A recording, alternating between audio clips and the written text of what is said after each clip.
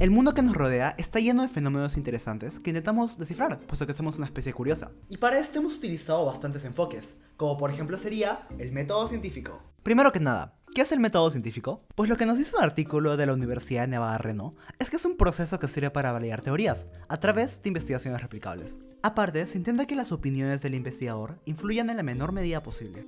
Además, este se puede aplicar en casi todos los aspectos de la vida, principalmente debido a que su estructura es muy versátil. La estructura básica del método científico se divide en 6 partes. El primer paso es la observación y planteamiento de la pregunta, que como su nombre lo dice se basa en observar y recopilar información respecto a un fenómeno de interés. Luego, a partir de las dudas que surgen respecto a ese fenómeno, se formula una pregunta de investigación. En el segundo paso recopilamos información respecto al tema de la pregunta, para de esta manera poder armar un experimento mucho más informado y completo. De ser necesario se puede elaborar un marco teórico que almacene la información relevante que hayamos investigado. Además, se investiga si es que la pregunta ya ha sido respondida o no, para ver si es que se prosigue con el experimento o se deja ahí. El tercer paso es formular una hipótesis, que es una predicción a la respuesta de la pregunta en base a los conocimientos que se tiene respecto al tema. El cuarto paso es la experimentación, que se diseña a partir de todo lo investigado en el segundo paso y pone a prueba la hipótesis. El quinto paso es el análisis de resultados, que como su nombre lo dice, analiza y comprende los datos para ver cómo es que estos podrían responder a la pregunta. Finalmente, se sintetizan los resultados en conclusiones. Estas conclusiones responden a la pregunta y verifican si es que nuestra hipótesis estaba correcta o incorrecta. Entonces, esa es la estructura del método científico. Pero ¿cómo se podría aplicar a un ejemplo trivial de la vida?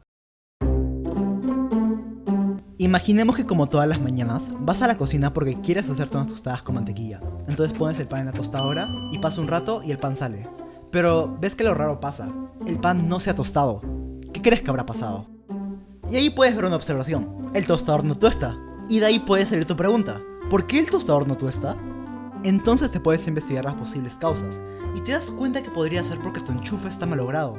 Entonces de ahí sale tu hipótesis. Mi tostador no enciende porque mi enchufe está malogrado.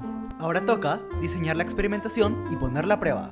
Aunque este va a ser uno de los experimentos más fáciles que harás en toda tu vida. Porque lo único que tendrás que hacer será enchufar el tostador en otro enchufe para ver si es que así el tostador enciende. Entonces podrán haber dos posibles resultados.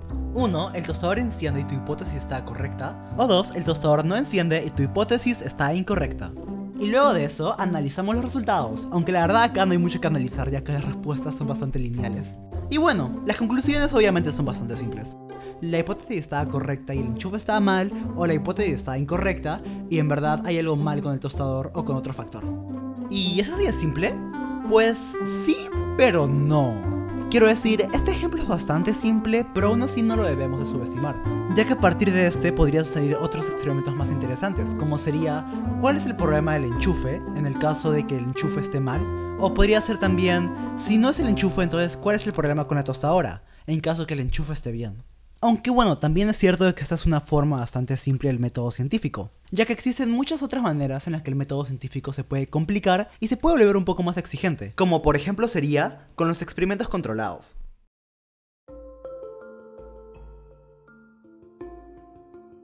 Su objetivo principal es que la experimentación sea más precisa y confiable. Por eso se diseñan bajo condiciones controladas y se establecen variables comparativas. Las variables comparativas son la independiente, que es manipulada por el investigador, la dependiente, que cambia según los cambios hechos por el investigador en la independiente, la control, que sirve para comparar cómo es que los cambios hechos a la variable independiente afectan a la dependiente, y las intervinientes, que son todos aquellos factores de los cuales el investigador no tiene control y pueden llegar a afectar de cierta manera a los resultados del experimento. Veamos un ejemplo de cómo se podrían aplicar. Para su proyecto de ciencias, Jerry quiere saber cuál es la mejor manera de crecer una flor amatista. Por eso se puso a indagar respecto al crecimiento de las plantas y observó que los distintos tipos de luz podían alterar el crecimiento de estas. Jerry se interesó particularmente en la luz azul, roja y verde. Y curioso por saber cuáles serían sus efectos en la flor amatista, creó su pregunta de investigación a partir de esta correlación. Posteriormente, Jerry se puso a investigar información que serviría para definir su hipótesis y construir su experimentación. Entre esto investigó cosas como el cuidado óptimo de la flor amatista, los beneficios de la luz en las plantas, y también si es que su pregunta ya había sido respondida, y más información relacionada al proyecto. Todo esto lo almacenó en un marco teórico que le serviría como un depósito de información. Posteriormente, con toda esa información a su disposición, procedió a construir su hipótesis. Esta declaraba que la luz roja no tendría mayor efecto en el crecimiento de la planta, la luz azul le iba a favorecer bastante, y la luz verde llevaría un crecimiento mucho más deficiente.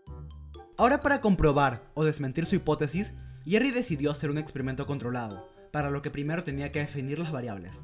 Las variables dependiente e independiente, Jerry las pudo encontrar en la pregunta, puesto que esto establecía una causa y efecto entre el tipo de luz usada y el crecimiento de la flor amatista.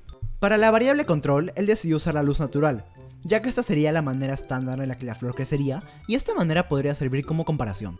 Ahora que tenía 3 variables establecidas, Jerry decidió iniciar con el diseño de su experimentación. Como quería comparar el crecimiento, decidió germinar 40 flores amatista bajo las mismas condiciones, es decir, misma agua, luz, humedad, etc. Después de que todas las semillas hubieran germinado, él las separó en 4 grupos de 10, en las que las 40 plantas recibían las mismas condiciones de agua, luz, humedad, etc. Lo único que variaba era el tipo de luz. Ahora que el experimento estaba diseñado, Jerry tenía que identificar las posibles variables intervinientes que podrían alterar de cierta manera los resultados. El experimento duró 2 meses, en los que Jerry notaba la altura semanal de las plantas y algunas cosas que observaba según crecían.